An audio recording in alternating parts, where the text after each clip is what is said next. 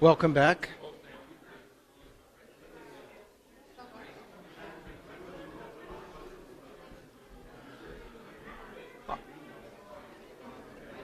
All right, should we begin?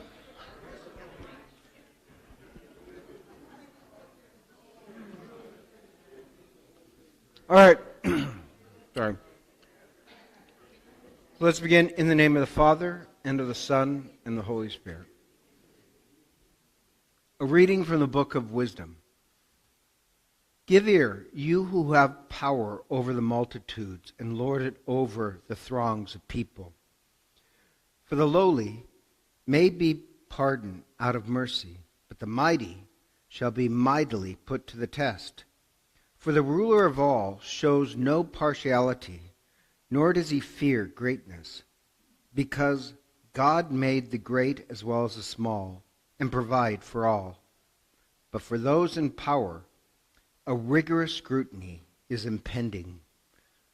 The word of the Lord. Well, hopefully that scares you. Just number one, let's see, number one. Oh, thank you for everybody who made treats. I made the devil's eggs.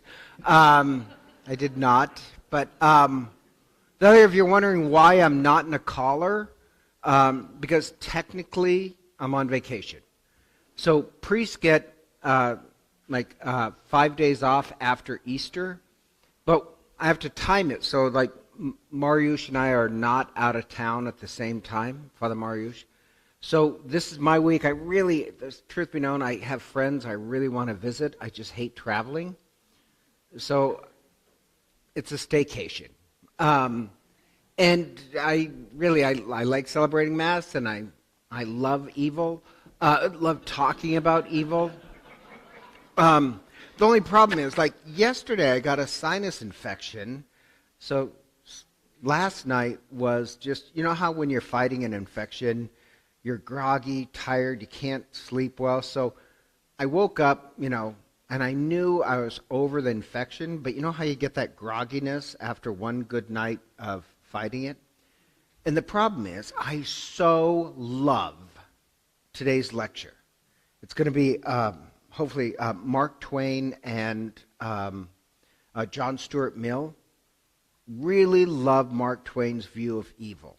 And the problem is, I'm so excited about it, and just being groggy, I just don't feel I can light your fire.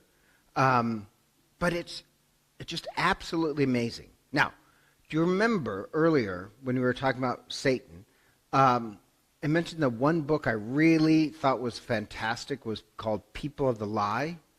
And in it, he says it takes two to complete an evil.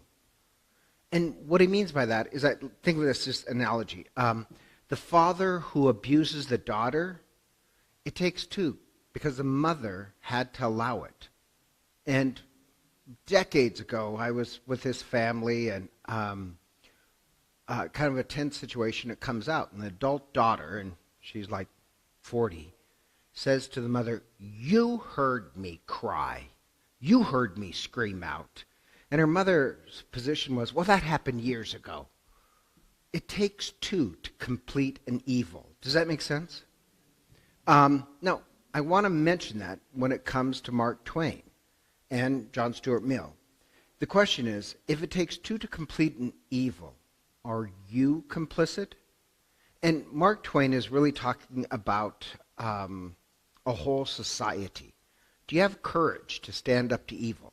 And one of his quotes was, "It's curious that physical courage should be given so common in the world, but that moral courage is so rare." And I want to start with his story of Huck Finn that I think is a masterpiece. Huck Finn is a story about evil, how you confront evil. It's a quest for freedom. Now, everybody remembers Tom Sawyer. I have to tell you, I hate Tom Sawyer. Tom Sawyer is a sociopath. I mean, he really is. Tom Sawyer is a sociopath. Tom Sawyer symbolizes respectable morality.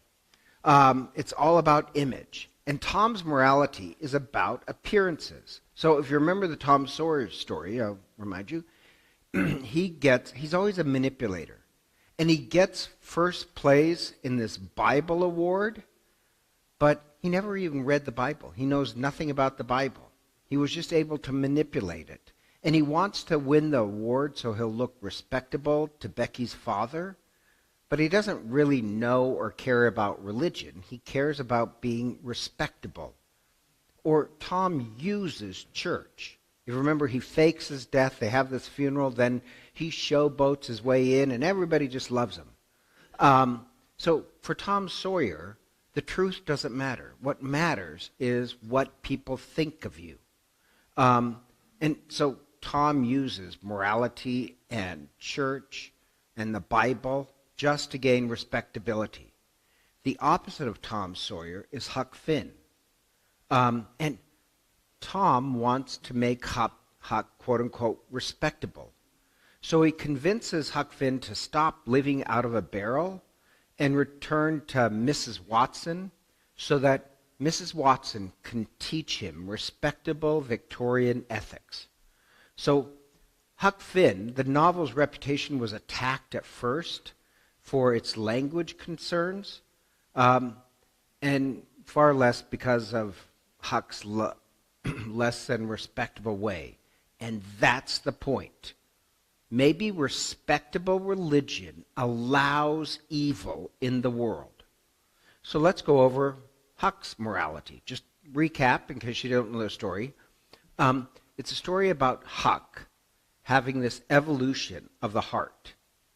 But it's also a story how a good heart can be overcome by a diseased culture, and what a diseased culture does to your own conscience.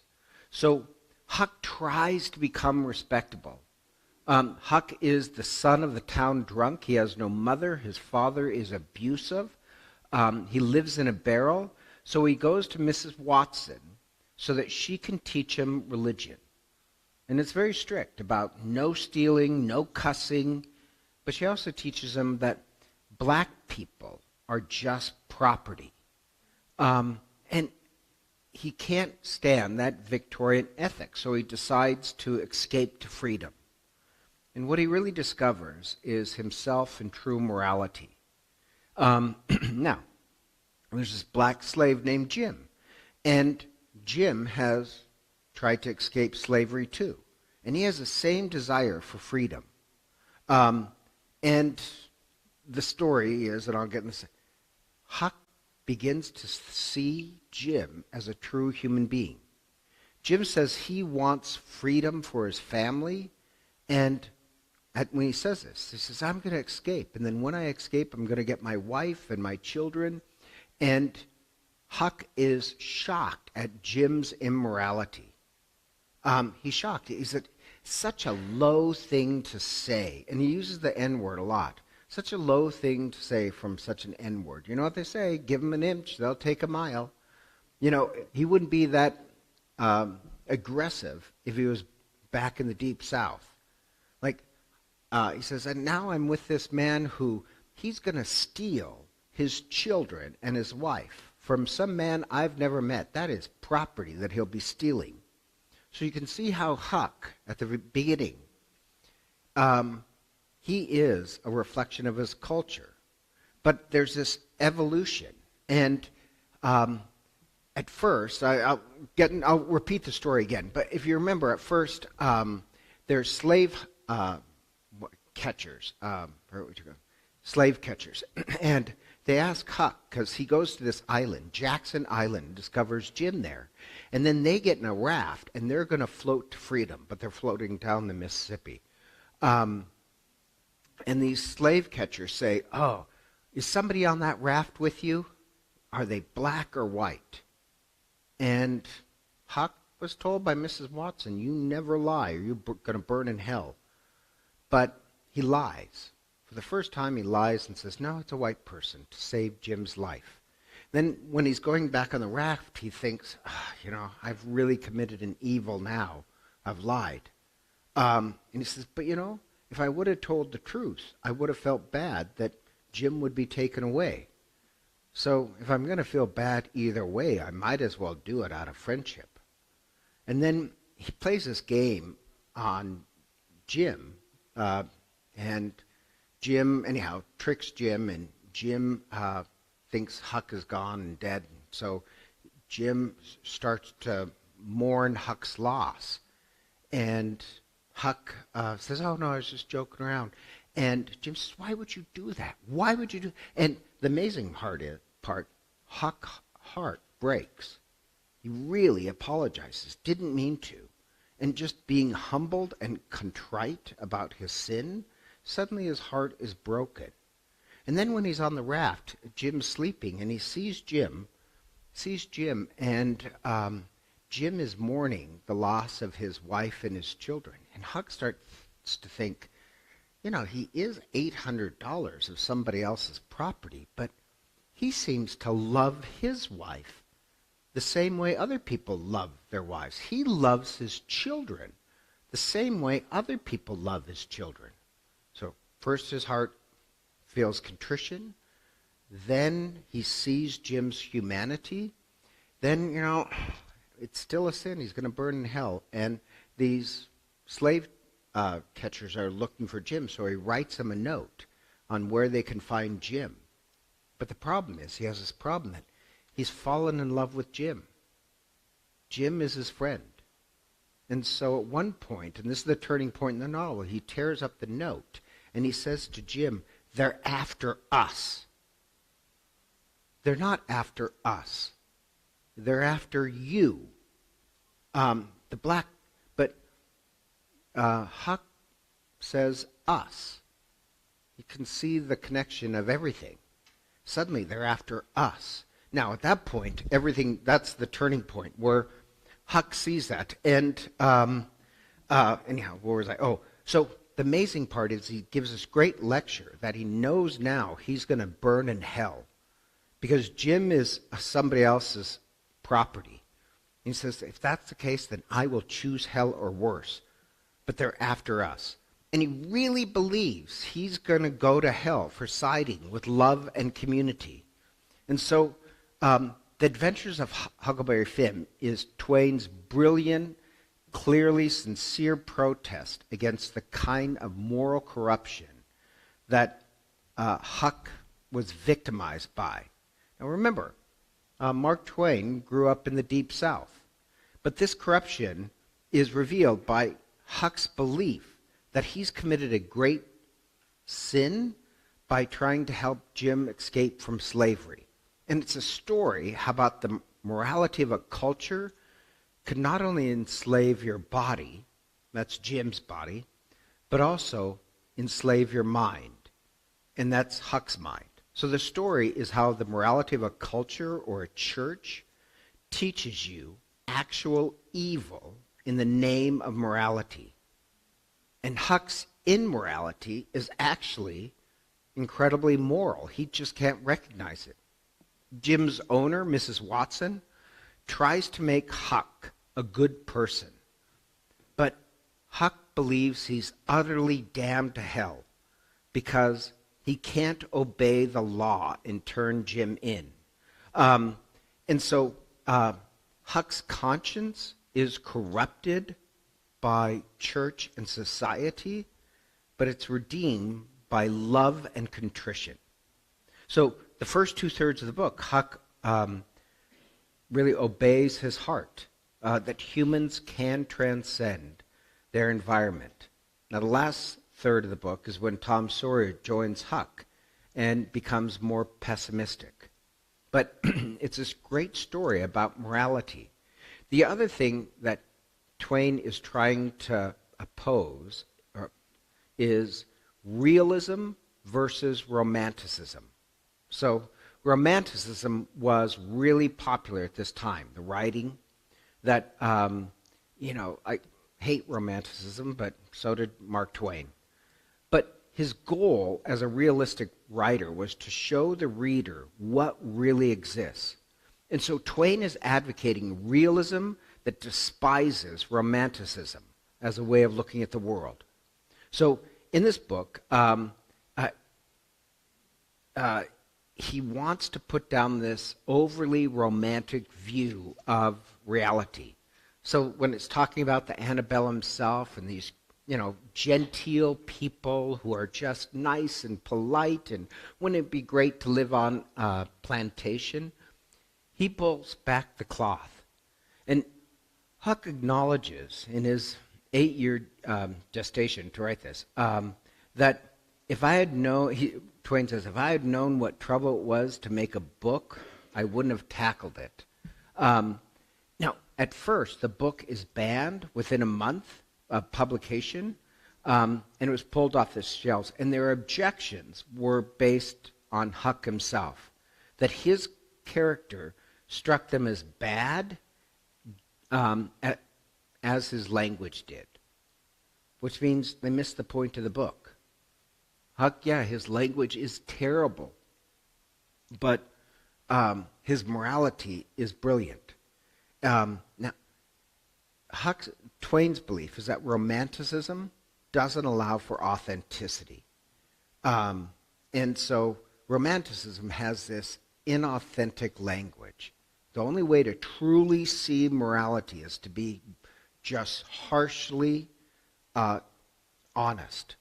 So if you compare Huck's voice to the language of Emmeline Grangerford, her poem in chapter 17, you can see how Huck's illiteracy actually works as a type of freedom, because her dictation is very conventional, literary, derived from books, but it's not authentic.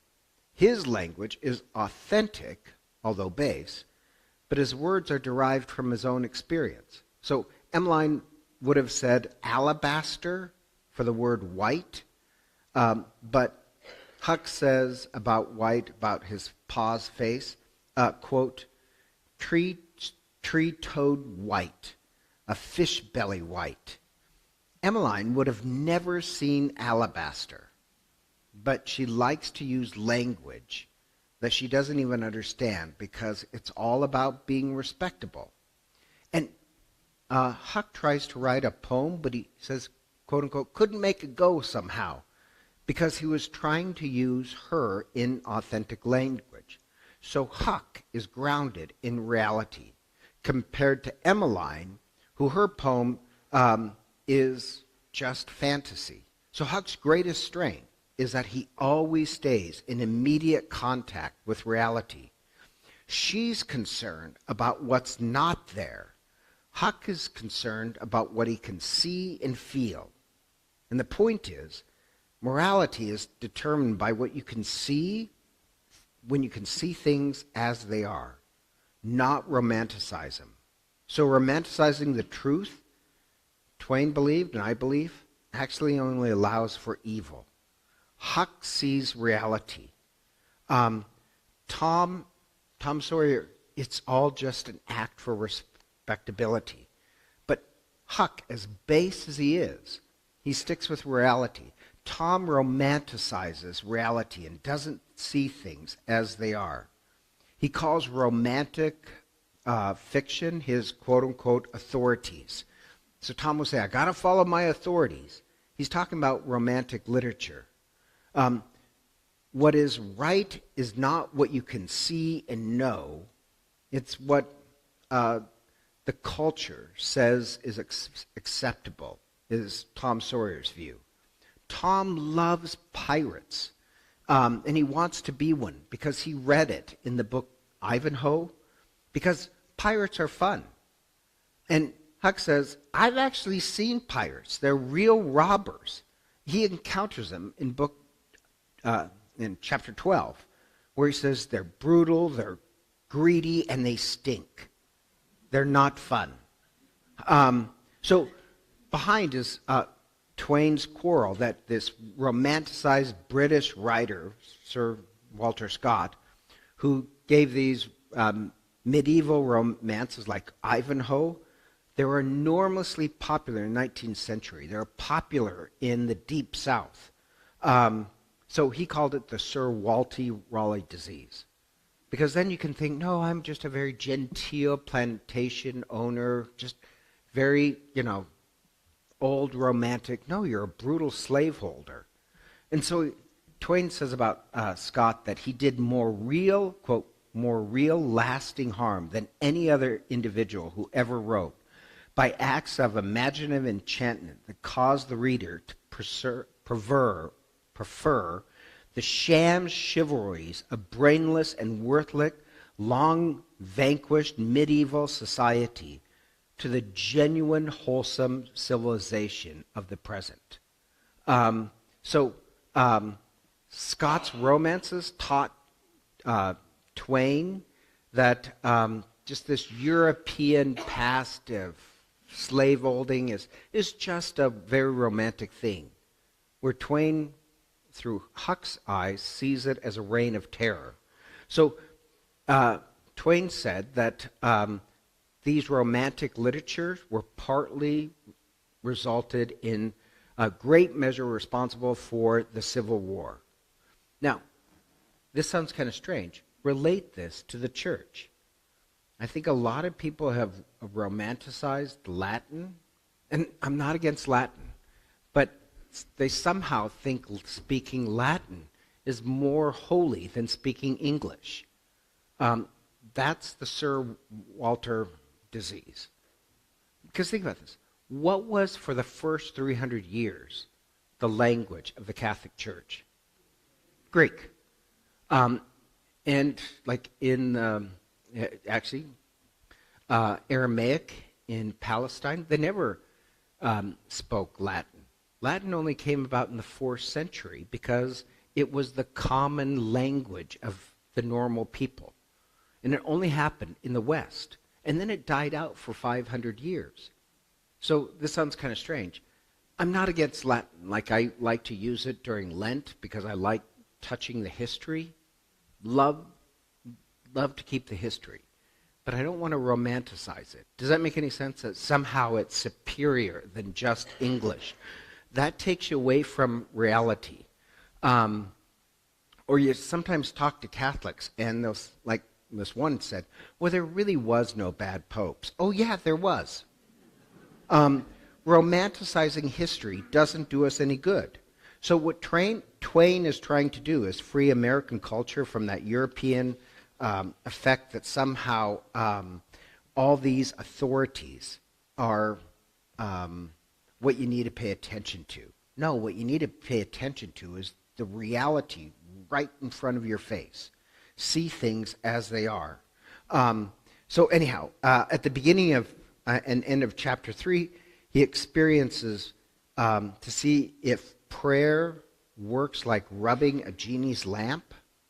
Because, if you rub the genie's lamp, it'll come out. So he tests prayer. And, if you pray, you get anything you want. So he doesn't, Huck's way of seeing, that's not the purpose of prayer. Twain's challenge is to see people as human beings. The South romanticized plantation ownership, but Twain wants to expose the falsehood of that romanticizing. Or look at Jim. That's amazing. Because Jim, the black guy, Huck is an outsider. Huck is an outsider. He's the son of the town drunk. He's abused. He's illiterate. But because Huck is an outsider, he learns to see Jim as a human being. Jim, is first just defined as $800 as somebody's property. But because Huck is an outsider, he can see reality. Tom Sawyer, in the Tom Sawyer book, Jim is in the Tom Sawyer book, but he's not a man, he's a boy. And he's relegated to the edge of the story. That's telling you something. Tom can't see other people's humanity. Jim, who's a man, he calls him a boy. And both of them, Jim and Huck, are looking for a type of freedom. But I just love that. So, Tom Sawyer wants to return to the, happy, nostalgic Mayberry setting. But Huck can see because he's an outsider. That doesn't exist. So anyhow, the twist is Jim is looking for physical freedom, and Jim helps Huck gain escape from the enslavement of the morality of the Deep South. So stop there. Did I lose people or bore you too much? Okay. Huck is enslaved in his own way. And then Twain says Huck was enslaved by this process of quote-unquote training. Huck sees slavery in a way that society does, as completely approved by God. This is what Mrs. Watson taught him about Victorian ethics. And he assumes a lot about Afro-Americans because he was conditioned to see that way. But Huck was conditioned to see himself as worthless, as ornery, even though, to be honest, he's a really good kid. He's the one who's morally developed. What Twain does not want is morality without affection. Twain is telling us that this upstanding, prim, and proper Victorian morality that was taught by Mrs. Watson is actually horrific and hostile to humanity. It's prim and proper, but it will destroy humanity. It's not morality at all. And so the amazing part is that morality of Mrs. Watson actually misshapes society. Huck can see Jim's joy at being close to his own freedom. The amazing part is Huck, and I love this, Huck chooses hell. Huck chooses hell, but really, he's really choosing heaven. Then the question is, well, what is freedom? Well, freedom for Jim is just to free his family and be actually physically free. Freedom for Huck is to reject the moral dominance of society, of Victorian society. Freedom for him is that he's not a piece of trash, nor is any other human being. And so this sounds kind of strange. I'm going to mention this a lot because even today, some people, I was talking to Father Mariusz about a problem, and we both agree. And I said, Mariusz, have you read Mark Twain? And he's Polish, so I don't know if he read. He says, oh, yeah, I have. I said, the problem we were talking, that person, we're talking about a third person. I said, I can't reach them because their view of religion is Mrs. Watson's view of religion, about being prim and proper and all that. But actually really caring about other human beings is not on the list. Does that make any sense? And a lot of priests are very concerned about Mrs. Watson type of morality. But think about what the Twain thing says about evil and the image of the church. So here's a question for you, and I hope you get the answer right. Like in the Gospel of Luke, the dominant theme is the meal. What's the dominant symbol in the Gospel of Mark that we're studying this year? It's a number one symbol that Jesus gets in and out of the most in the Gospel of the boat. So Jim and Huck are on a raft. You get an extra donut. So Jim and Huck are on a raft. What does the church symbolize in the gospel as? A boat. So the raft on the river, it's the boat. And they're outside the structures of society. The church, we're outside the structure of the society. And the raft is not headed towards freedom. It's going down the Mississippi. They're headed more into slave territory, although the more they head into slave territory, the deeper they go, the more existentially free they become. So it's like the church. We're not trying to escape the evils of the world. United on our little raft, the boat, we're headed straight towards the heart of the problem. Does that make sense? Our unity is supposed to head into the problem. It's on the raft that Huck discovers Jim's humanity. It's in the church where we discover each other's humanity. On the raft, there's a type of equality. You realize everybody's life is sacred. It's a real story. The church headed facing evil, not trying. The church is not a place to escape evil. The church is, yes, where we learn the sacredness of each other's lives, but we head further into the heart of darkness, our unity. Now, there's another theme I really like in the Huck story, and that is King and Duke, these two con men who show up. And they're con artists, and they come aboard the raft, and they symbolize corruption and inequality. And this is Twain's way of saying, when you introduce rank into society, it disturbs the boat. So Huck, the son of the town drunk, is consigned to the very bottom of the social order. Jim, as a black slave, is considered even further down the social hierarchy. And so the role of king and duke he uses them to expose the absurdity of aristocratic social order. Now, here's the thing. I am all for hierarchical order. I'm part of the hierarchy.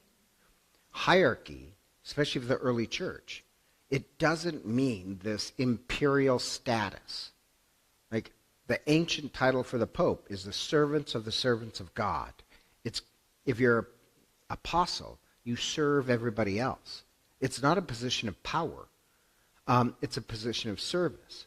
But king and duke, they bring disorder on the raft by it's about status.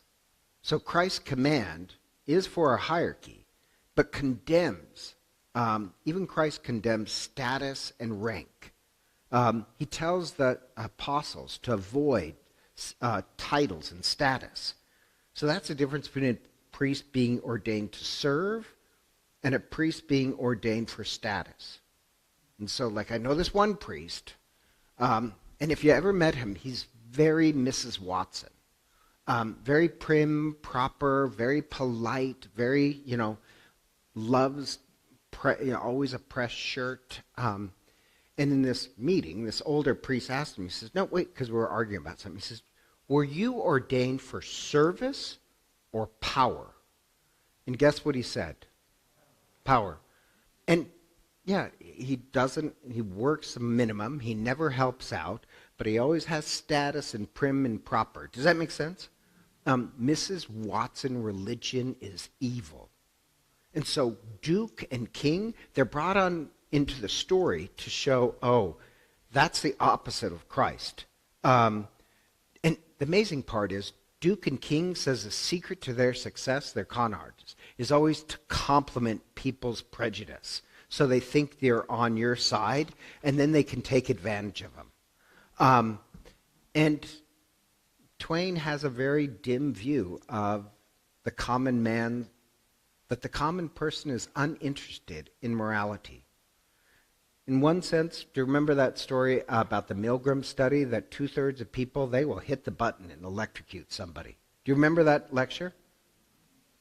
I hate to say it, reminds me of the Milgram. So he has this Colonel Shoreburn's lecture to the lynching mob in one chapter, where he shows the seething contempt for the average man. Because he knows the average man is not really concerned about morality. Or we see the aristocratic shepherd sons and Grangeford killing children in this feud in the name of honor. And so it's really damning. Twin is saying, no, just the show of status and position and talk of honor, what it leads to is the abuse of human beings and death. And so Twain, he's saying Huck's conversion happened from a heart that's contrite, a heart that falls in love and realism. Because think about it, he was born into the slave-holding South. And what, if you know Mark Twain, what saved Mark Twain was he fell in love with his wife. And he said she made him a better man. He was married into a family of prompt abolitionists, and his own views of race and relations was, he said, restructured by the love of his wife. And so Twain is Huck. Twain fell in love with his wife, and his wife woke him up to this greater morality of other people. So it's love that changes Huck's view. So he's never entirely free because he does love Jim, but he hasn't known love. And Huck's point is many things. One, love. Evil is exposed by love. Whether it's Mark Twain's wife or the friendship with Jim, many people give up their prejudice when they've developed affections. Love destroys evil. Like Tom, he's so concerned about respectability, he only sees Jim as a boy. Huck can see because he can love. The sound strange? His second point from Twain is evil is exposed by attention to reality. You have to pay attention to reality. Huck rejects his training and begins to actually see Jim. And so, I read this book. I'm going to repeat it because I thought it was a great book on how to handle emergencies. And because we're going to have an emergency here sometime. And this sounds kind of strange. In this book, they did this interesting study. You know who's terrible in emergencies? Executives. Because they're used to be so in control. You know, 3 groups are excellent in an emergency. Nurses, police, and military. And he tells a story about this country club in Cleveland called the Hollywood. You know this story? Hollywood, where this country club, it catches on fire, literally on fire. And it was a country club, but it just happened to be housing a bridal shower of nurses. And it is really this horrific tale. They go over the stats. I find it hard to believe, but the stats are true. The place is on fire. People in the dining room didn't get up and leave. One guy went back to get another drink. And that's my parishioners.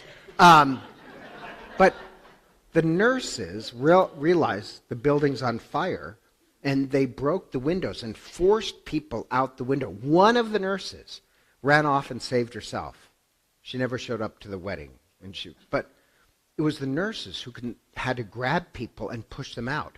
The overwhelming response in emergency is to see the world as you've always seen it. And I found that really hard to believe. But after I read that book, I was like, I don't know if that's true. I can't believe that. Anyhow, I had this wedding in Holy Apostles. Is this massive church. Had this wedding, and we're just during the first reading, and at first I hear it. And it's the sound of the fire extinguishers going off. I know, it was a fluke electrical thing where the fire extinguishers went off on a summer day. And you can hear it. And I can hear it. And then when fire extinguishers, it's not like the movies. It is a ton of water. It was literally, by the end, a lake in front of the altar. It's a ton of water that comes by. And this river of water is coming down. And I'm sitting there, and the reader is reading, and then pauses and looks at me, and I said, "You finish."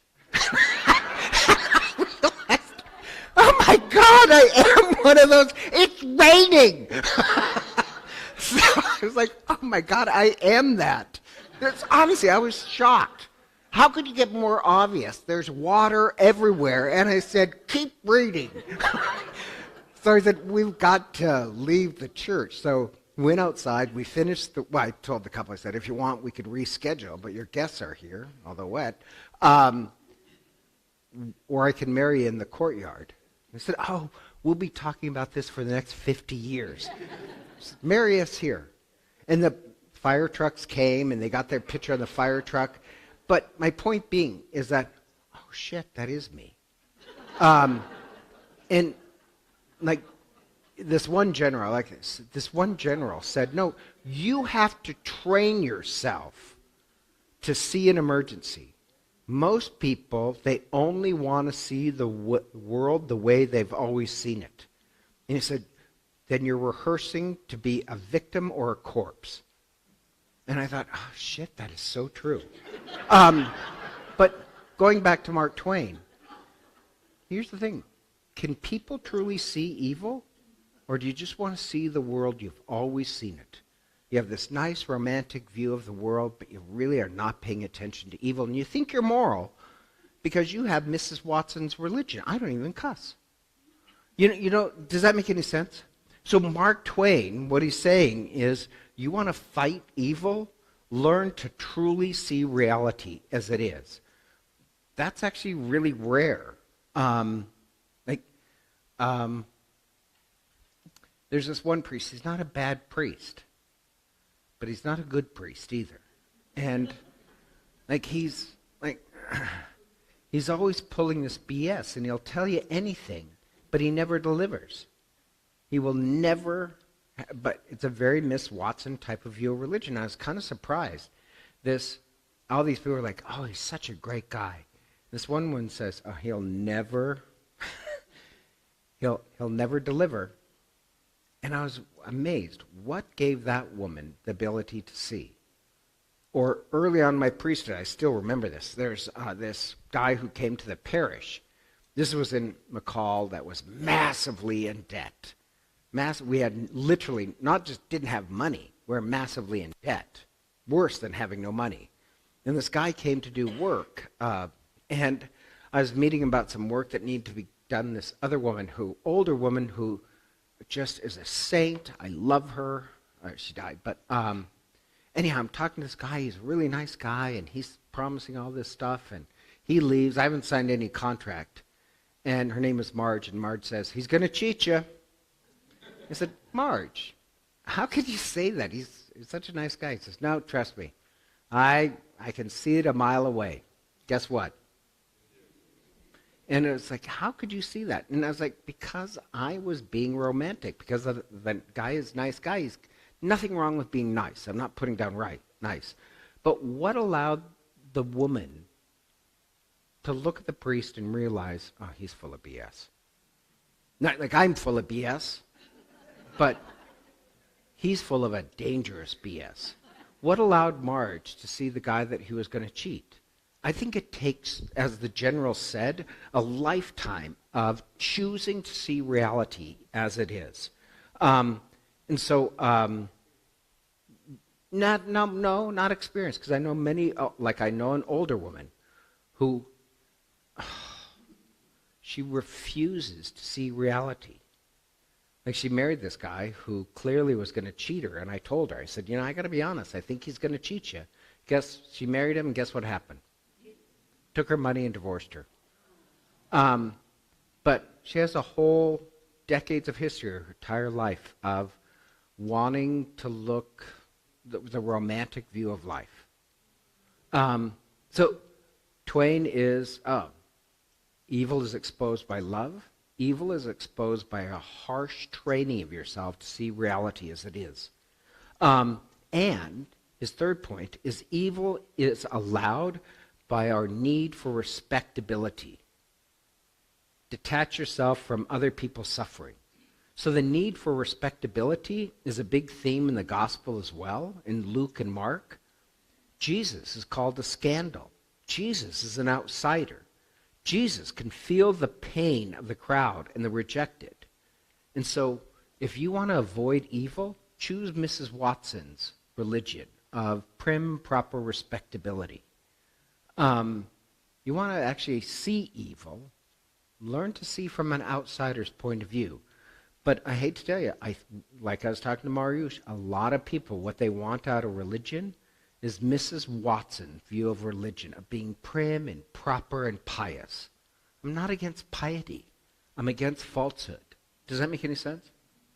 So, The fourth thing is, I'm going to bring up Lincoln's second inaugural address, where he says, I'm not going to read the whole speech, but he said, both sides prayed to the same God. Both sides read the same Bible, but they interpreted the Bible to justify their own sins.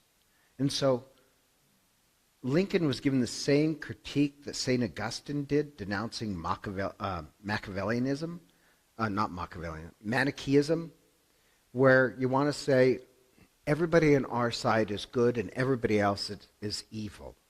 There's this danger of dualism, that I'm all good and my enemies are all evil. Does that make any sense? There's a group here in Coeur d'Alene, I think they're quite dangerous, but they call themselves rigorous Catholics. Don't worry, they don't belong to St. Pius. But they only want rigorous Catholics in their group. Well, that's this dualism that, no, we're all the good people and everybody else is evil. So in Mark Twain, that's how Tom thinks about being prim and proper. That's Mrs. Watson's religion. Anyhow, so pause there because I want to switch. But with Twain, that is just an amazing story about recognizing evil and recognizing goodness. So, questions, objections? Okay, somebody said it was awesome, but yeah.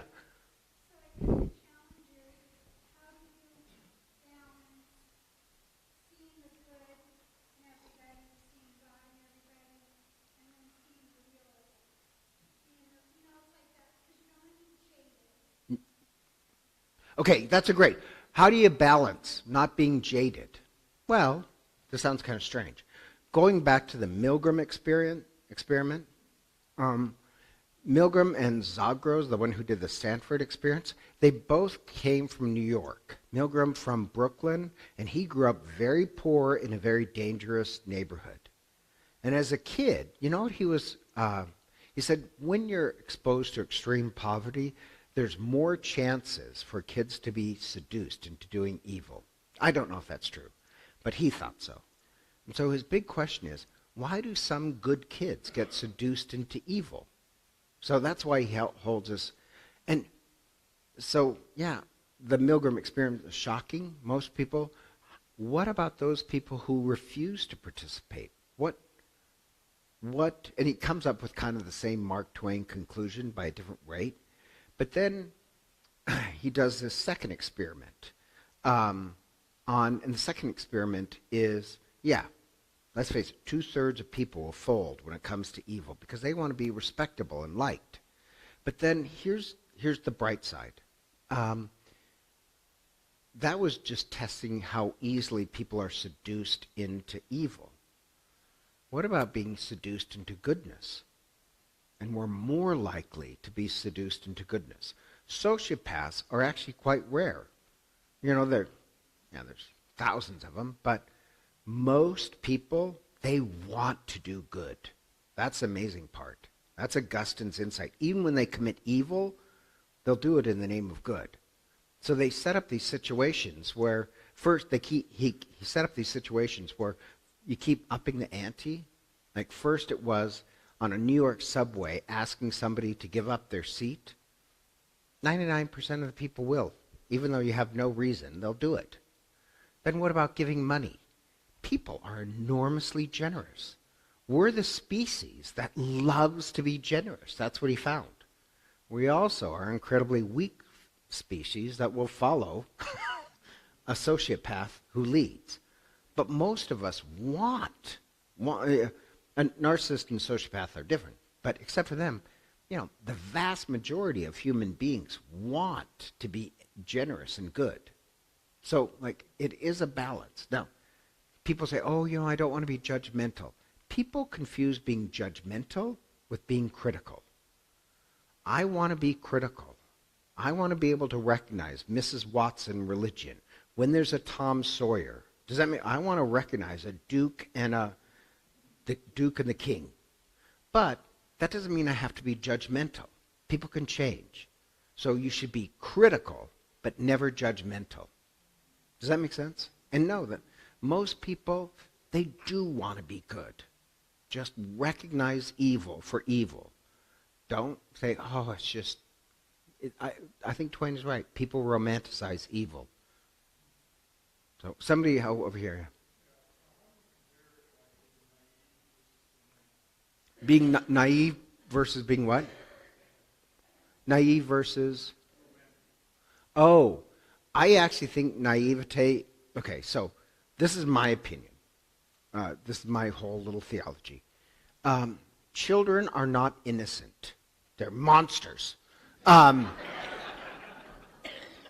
Children are not innocent. You know what children are? Naive. They haven't been exposed to evil yet. So they're not innocent. They're naive. You know who can achieve innocence?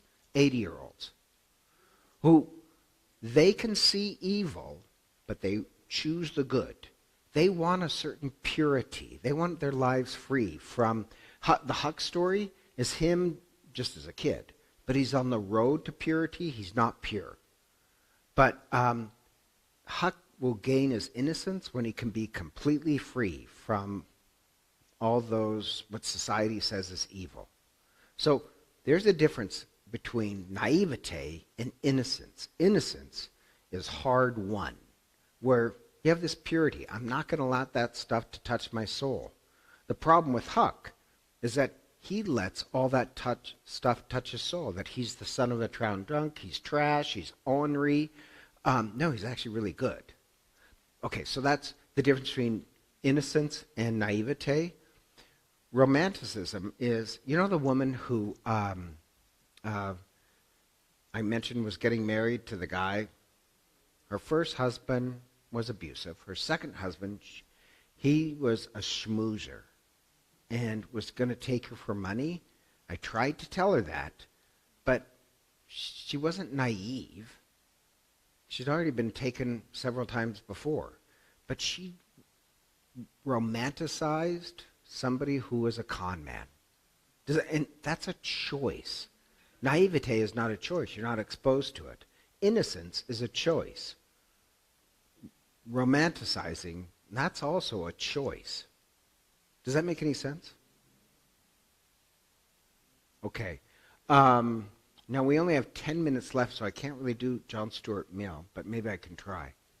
You know, the odd part is that I know it sounds boring. I didn't really think people would want a class on evil, but I could do a whole year on evil. Just like there's so much, whether it's Emily Dickinson's poems or Dante's Inferno. There's so much stuff in human literature that I find more exciting of how to spot evil. And really it's spotting the tricks of Satan. Now, John Stuart Mill, can I just go over that for, well, we only have 5 minutes. I don't know if I could. Do you want to just chit-chat or talk about John Stuart Mill? I'm just going to give you John Stuart Mill.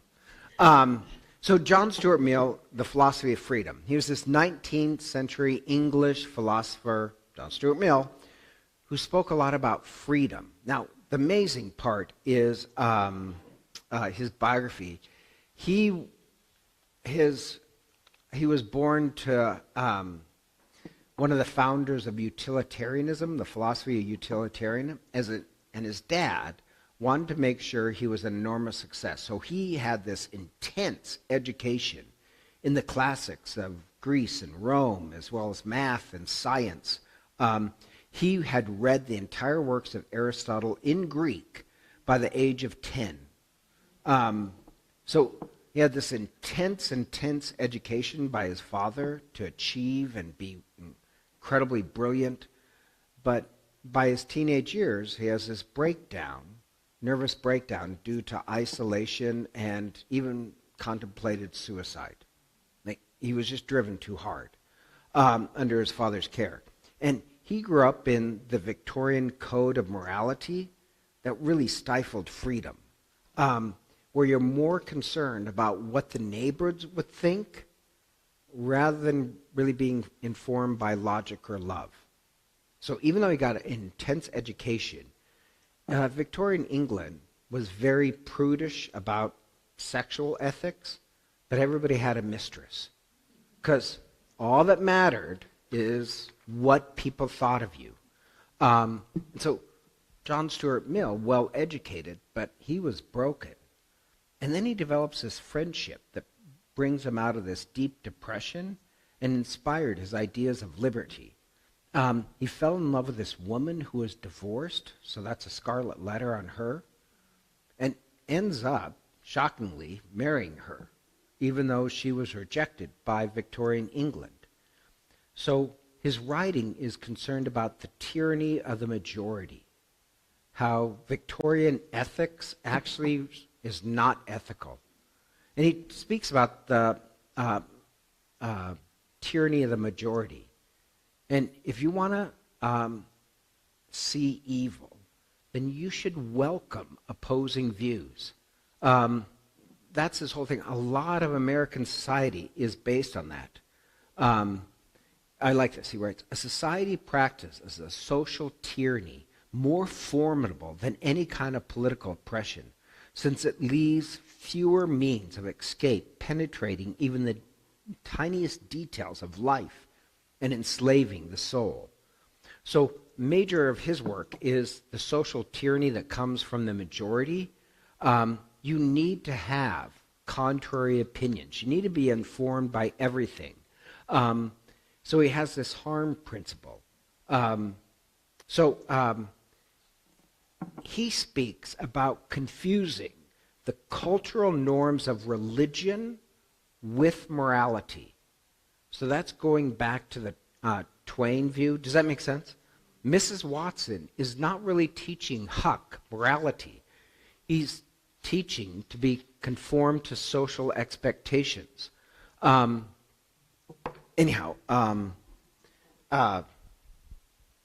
this sounds kind of strange. His view is that you want to recognize evil, see things not from the majority's standpoint, see things from the outsider's viewpoint. That's Huck as well. And think about this. In the Bible, you get this idea that what were the Hebrews? They were slaves. They were always outsiders. In the covenant, they were not the morality of Egypt. Like Egypt, Egypt was dominant, but they were the slaves, the Hebrews. And God says, no, I chose you because I heard your sa'ak, your cry. Sa'ak means hear or cry, but I could hear your cry of pain.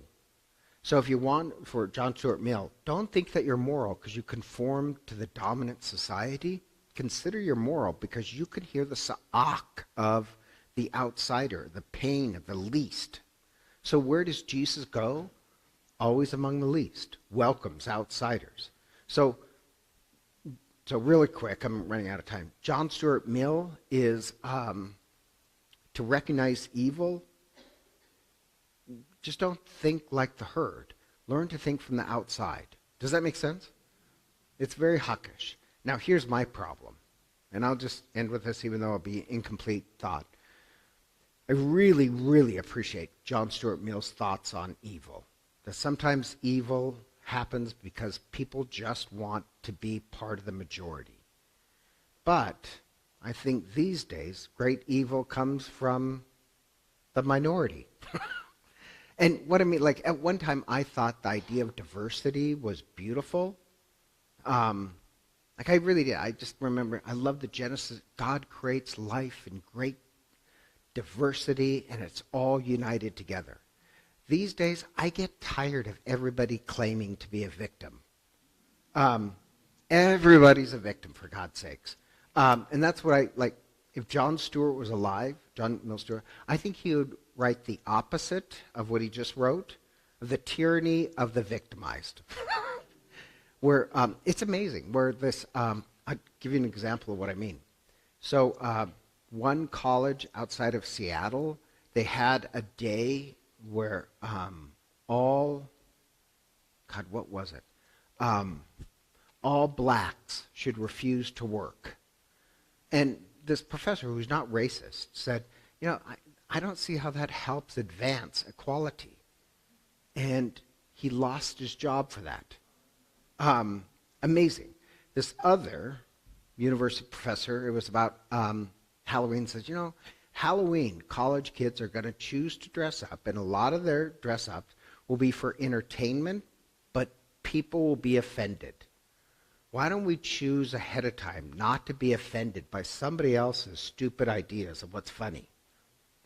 And he lost his job because students protested that this is unsafe. This is an unsafe environment if you can dress up like anything. And you got to be kidding. You know what I mean? That's the tyranny of the minority, where everybody's a victim. My point is that I want to be able to see evil. And just because you claim to be a victim doesn't mean you're not a perpetrator of evil. Does that make sense? Sometimes the victim is also, like, I'll give you another example. This happened years ago. But when I was in Idaho Falls, there's this guy who, let's say he was 20-something, but he was kind of a dog. I don't know how to say it. Anyhow, so one of my close friends was a close friend of his, and he had a date. We were actually, my friend and I went to this bar, and he was at the bar, and he says, I have a date. This gal asked me out on a date. So he meets this gal. There's really no click. And then at the bar, he meets this other gal. And, that one didn't work out, but he got her number. Next day, he goes to work, and guess what happens? She files a sexual harassment suit against him. And he always calls himself lucky. Like he says, I don't know why, just God's good to me, I'm lucky. So she's the one who instant messaged him his computer about me, having a date at the bar. So what he did was print off a screenshot on his computer. So when he was called into HR and said, we've got to suspend you for sexual harassment, he says, no, I just went on a date and the date didn't work out. And he said, well, wait a minute. And he remembered he had that sheet of paper. He says, she's the one who invited me on the date. I didn't invite her. And here's the amazing thing. She didn't lose her job, but he almost lost his job. So this sounds kind of strange. You have this extreme of tyranny of the majority, John Stuart Mill, and Father Len McMillan, tyranny of the minority. And in Dante, we didn't cover Dante, but that'd be a whole class on Dante. Dante, I love Dante. I actually wrote it.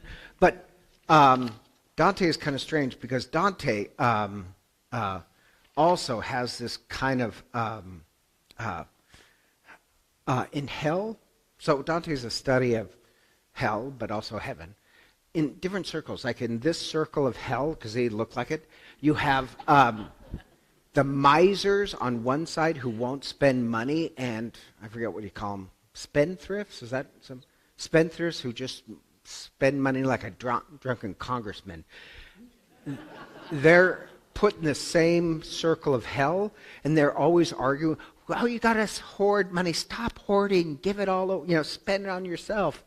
And Dante's position is you get that in different circles of hell. They seem like complete opposites, right? Hoarders and spendthrifts. But they're actually, his theory is, the more you go to an extreme, the more you're alike.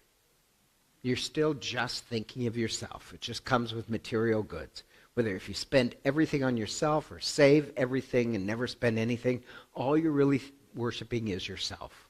Does that make any sense? So that sounds kind of strange. I think the same thing when it comes to this extremes of either the majority or the minority. You can be in the center. Learn to think as an outsider, but that doesn't mean the outsider is always right. You just want a heart that can hear Sa'ak. Huck. His heart could hear Sa'ak. Tom Sawyer couldn't hear it. And I guess my major thing of walking away is avoid Tom Sawyer type of religion, where religion is supposed to give you respectability. Religion is supposed to give you a heart of love. That's Huck Finn's religion. Let's not follow a Mrs. Watson. So That's evil. So we got an hour. Sorry, went slightly over. But any other last questions or?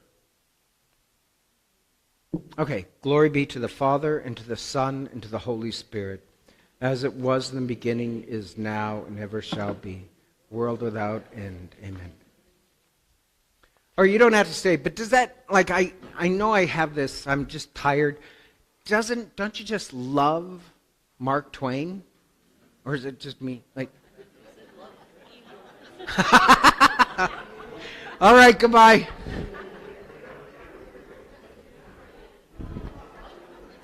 Thank you for the eggs.